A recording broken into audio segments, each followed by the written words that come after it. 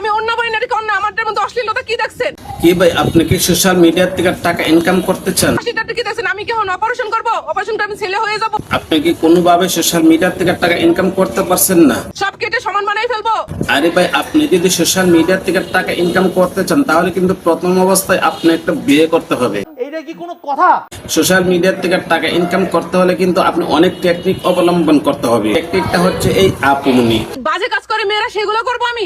এই আপুমনি যেরকম ভাবে ওড়না ছাড়া ভিডিও করে, আপনি যদি আপনার বউকে নিয়ে আসে এরকম ভাবে সোশ্যাল মিডিয়াতে ওড়না ছাড়া ভিডিও দিতে পারে। সে আমাকে বলতেছে যে আমি ওড়না পরবো না, সে আমাকে ওড়না পরার জন্য তাগেদা দিচ্ছে। না আপু, কোনো ধরনের কোনো সমস্যা নাই। আপনি ওড়না ছাড়া না, আপনার প্রয়োজন একদম উলঙ্গ হয়ে যাবেন।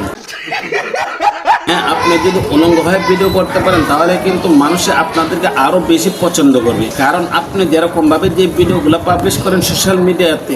আচ্ছা বলো তো, কোন তো অনেক শিক্ষিত? এই ভিডিওগুলো দেখার পরে মানুষ শুধু একটা কথাই বলে যে আপু, আপনি যেসব ধরনের যে কাজগুলো করছেন সেটা কিন্তু আসলে ঠিক না। তারপরে কিন্তু আপু মানে কোনো ধরনের কোনো লজ্জা শরম হয় না, কারণ আপু মানে সোশ্যাল মিডিয়া থেকে টাকা ইনকাম করতে হবে। আমারে কেন বলেন? আমাকে নিয়ে আপনারা কেন পড়ে আছেন? হ্যাঁ, আপু মানে কিন্তু সোশ্যাল মিডিয়া থেকে টাকা ইনকাম করার জন্য অনেক ধরনের অনেক ফোন দিয়ে খোঁজে। যে আমার হাজবেন্ড চাকরি করে না, আমি করি না। আমি আপনের হাজবেন্ড হচ্ছে বেকার, কোনো ধরনের কোনো কাজ করতে পারে না, এই কারণে কিন্তু সে আপন এরকম ধরনের ভিডিও করে। মানে আমার ফ্যামিলির অবস্থা কতটা বাজে, আমার অবস্থা কতটা বাজে। আপনার ফ্যামিলির অবস্থা তেমন একটা বেশি ভালো না, কিন্তু আপনি একটা কাজ ঠিকই করতে পারে।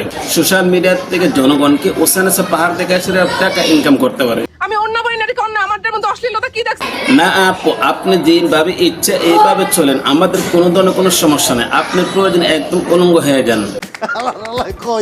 হ্যাঁ, আপনি যদি উলঙ্গ হয়ে ভিডিও করতে পারেন আমাদের কি সমস্যা? আমাদের কোনো ধরনের কোনো সমস্যা নেই, শুধু সমস্যা একটাই, কারণ এখন বর্তমান ইয়াং জেনারেশন তারা কিন্তু দেখার পর আপনাকে নিয়ে অনেক ধরনের অনেক কথা বলে। ওই যে বাজে কাজ করে মেয়েরা, সেগুলো করবো আমি?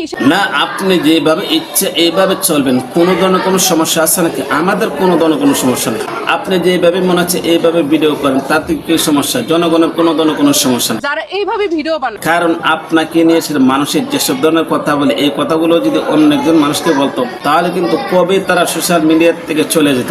কিন্তু আপনাকে যাই বলুক না কেন, কোনো ধরনের কোনো সমস্যা নেই, কারণ আপনার টাকার দরকার। অথবা 10,000, 15,000, 20,000 টাকা আসে। হ্যাঁ, আপনার সোশ্যাল মিডিয়া থেকে টাকার দরকার, এই কারণে কিন্তু আপনি এরকম ধরনের ভিডিও করেন। আমি যদি অন্য ছাড়া একটা ভিডিও দেই, সেটাই আমার হয়তো বা 50,000, 1 লাখ ভিউ হয়। আপনি আরো যদি মনে হচ্ছে যে কাপড় চোপড় যা কিছু আছে সবকিছু কোলে ভিডিও করবেন, এইটাও কোনো ধরনের কোনো সমস্যা না। যখন বাইকার ছিলাম তখন তো আমি এরকম ড্রেসও পরতাম না, আমি তখনকার ড্রেস পরতাম। কারণ আপনি আগে অনেক ধরনের কাপড় পরতেন, এখন যা আছে সবকিছু কোলে ওড়না ছাড়া আসছেন ভিডিও করতে।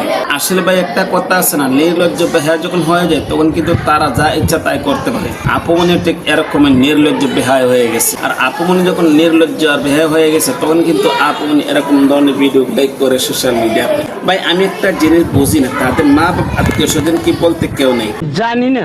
না ভাই, আসলে তাদের মা বাপ আত্মীয় স্বজন বলতে কেউ নেই। যদি তাদের মা বাপ আত্মীয় স্বজন বলতে কেউ থাকতো ডাব বড় বড় হয়েছে, তাহলে তারা যেরকম ধরনের ভিডিওগুলো সোশ্যাল মিডিয়াতে পাবলিশ করে কমসে কম তাদের মা বাপ তাদেরকে নিষেধ করতো। তোমার 27, আমার 26। আমি তো প্রথম অবস্থায় তাদেরকে দেখে ভেবেছিলাম মনে মনে তারা মনে হয় সম্ভবত মা ছিলেন।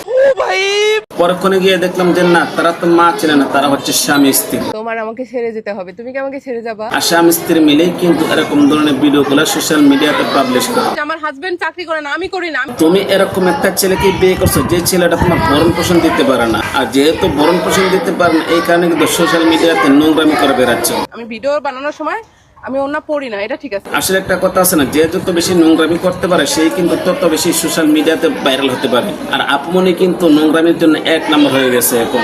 আরে সুন্দর করে ধরতে হয় তো, মানে কাপড় পোজ বোঝো না? কারণ অনেক মানুষ আপমনির এরকম অবস্থা দেখার পরে কিন্তু নিচে দিয়ে পানি বের হয়ে যায়। না মানে নিচে দিয়ে সে যখন বাথরুমে যায় তখন গিয়ে সেটা হিসু করে দেয় আর কি। কারণ আপমনি যেরকম ধরনের যে ভিডিওগুলো সোশ্যাল মিডিয়াতে পাবলিশ করে, অনেক মানুষ রাত্রে যখন ভিডিওগুলো দেখি ছিলাম না, তাই আপনাকে মিথ্যা কথা। তখন ঘুম থেকে ওঠার পরে বলে যে আপমনিকে দেখার পর আজকে ইচ্ছা মতো হয়ে গেছে। না মানে ঘুমটা ঠিক মতো হয়েছে আর কি। তো আপমনি কিন্তু যে জিনিসগুলো সোশ্যাল মিডিয়াতে আমাদেরকে দেখায় বাইরে পাই, এই জিনিসগুলো কিন্তু আপনি অন্য কারো কাছে পাবেন না। আপনাদেরকে দেখাই, এটা হচ্ছে সেই ভাইরাল রাস্তা। না আপনি কি রাস্তা দেখাচ্ছেন আমাদেরকে নাকি অন্য কোনো কিছু দেখাচ্ছেন? আপনি তো রাস্তার পরিবর্তে আমাদেরকে অন্য কিছু দেখাচ্ছেন। দেখেন, আমার পিছনে কিন্তু সবসময় না এই জায়গার মধ্যে পিছনে অনেক কিছু দেখা যায়, কিন্তু তার চাইতে বেশি বড় দেখা যায় আপনার সামনে দিয়ে। এটা হচ্ছে বসুন্ধরা কিংস। কারণ আপনার সামনে যে জিনিসগুলো আছে এই জিনিসগুলোর জন্য পিছনে যেটা আছে এটা দেখা যায় না।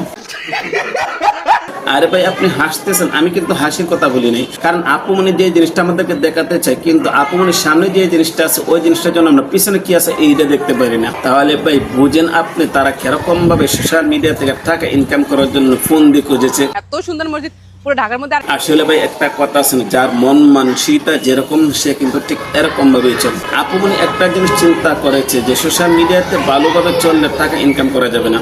তাহলে আমি শর্ট শর্ট ড্রেস পেট পিট বের করে তারপর ড্রেস পরি। এই কারণে কিন্তু আপুমনি ওসানেসা পাহাড় দেখানোর জন্য সোশ্যাল মিডিয়াতে উপরে করে লেগেছে। আর আপুমনি সোশ্যাল মিডিয়াতে যত বেশি ওসানেসা পাহাড় দেখাতে পারবে ততই কিন্তু টাকা ইনকাম করতে পারবে। তো গাইস আপুমনি যেরকম ভাবে ওসানেসা পাহাড় আমাদেরকে দেখাচ্ছে এই বিষয়টা আপনারা কোন দৃষ্টিতে দেখছেন? ভিডিও কেমন হয়েছে কমেন্ট করে জানাবেন, ভালো লাগলে লাইক করবেন, পেজ থেকে দেখে থাকলে পেজটা ফলো করবেন, চ্যানেল থেকে দেখে থাকলে চ্যানেলটা সাবস্ক্রাইব করে পাশে দেখবেন। তো আজ এই পর্যন্ত রাখলাম, ভালো থাকবেন, সুস্থ থাকবেন, আসসালামু আলাইকুম।